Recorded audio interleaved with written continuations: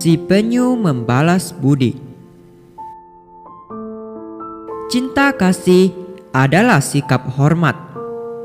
Selain terhadap manusia, kita juga harus mengasihi semua makhluk di dunia.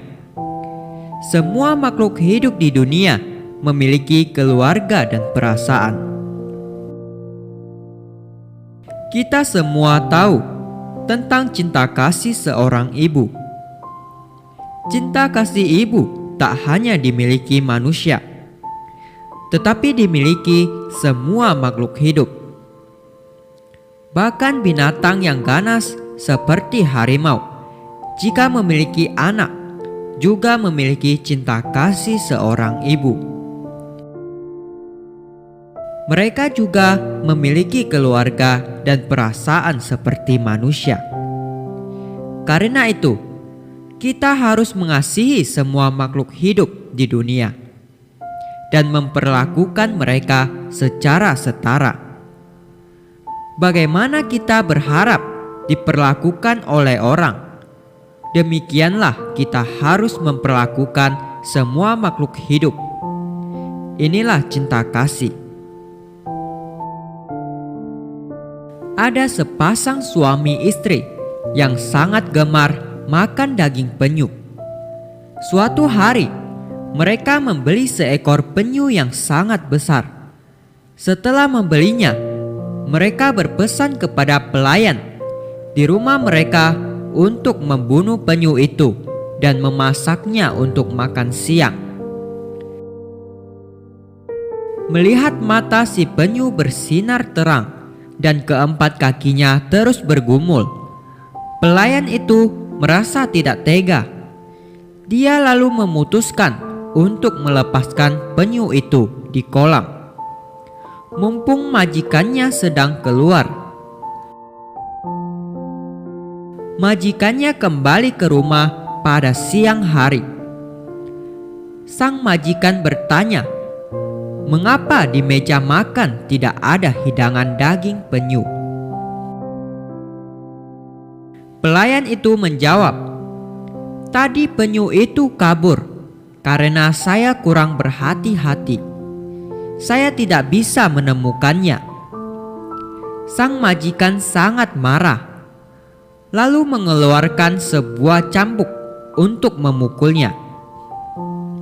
Dia memukul si pelayan hingga terluka parah, hingga kemarahannya terlampiaskan.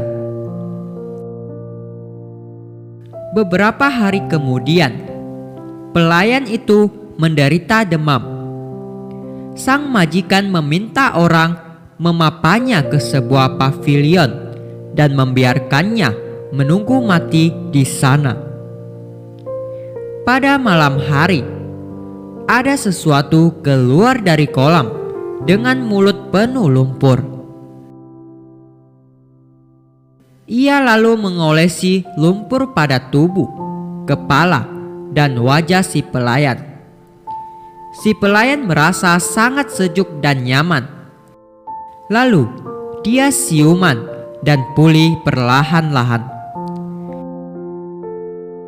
Keesokan harinya, sang majikan mengutus orang untuk melihat apakah si pelayan sudah meninggal atau belum. Tak disangka, si pelayan sudah pulih kembali. Sang majikan juga datang dan bertanya padanya, "Kamu tidak makan obat. Jelas-jelas kamu sudah hampir meninggal. Bagaimana kamu bisa pulih kembali?" Si pelayan menjawab, "Saya juga tidak tahu. Tadi malam saya seperti merasa ada sesuatu keluar dari air dan menggunakan lumpur untuk mengolesi seluruh tubuh saya. Karena merasa sangat sejuk, saya lalu siuman." Sang majikan tidak percaya. Pada malam harinya, dia bersama istrinya bersembunyi di balik pohon. Mereka melihat seekor penyu yang besar. Penyu itu terlihat mirip dengan penyu yang mereka beli dari pasar.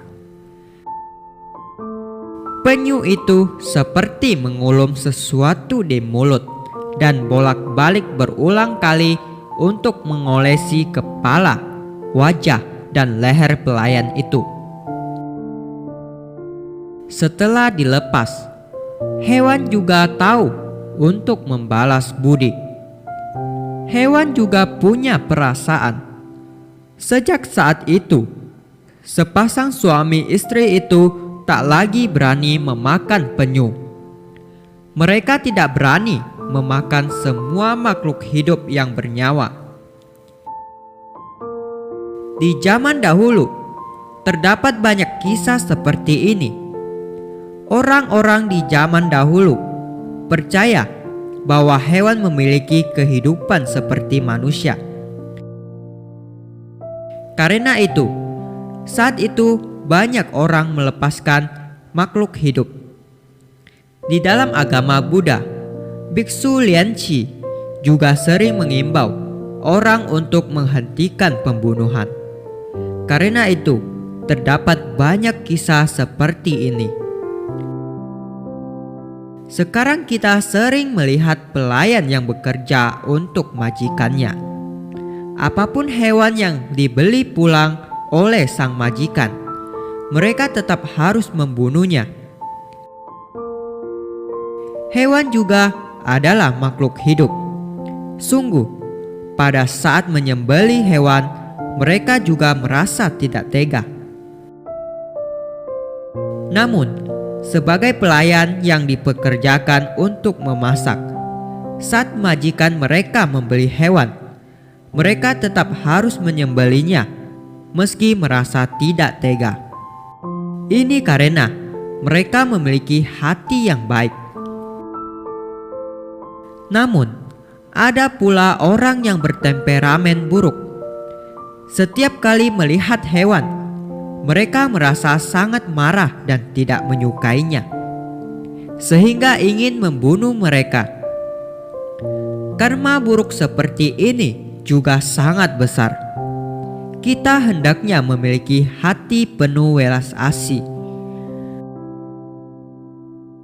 Meski dahulu pernah menyembelih banyak hewan karena terpaksa, tetapi dia merasa tidak tega dan bersedia melepaskannya.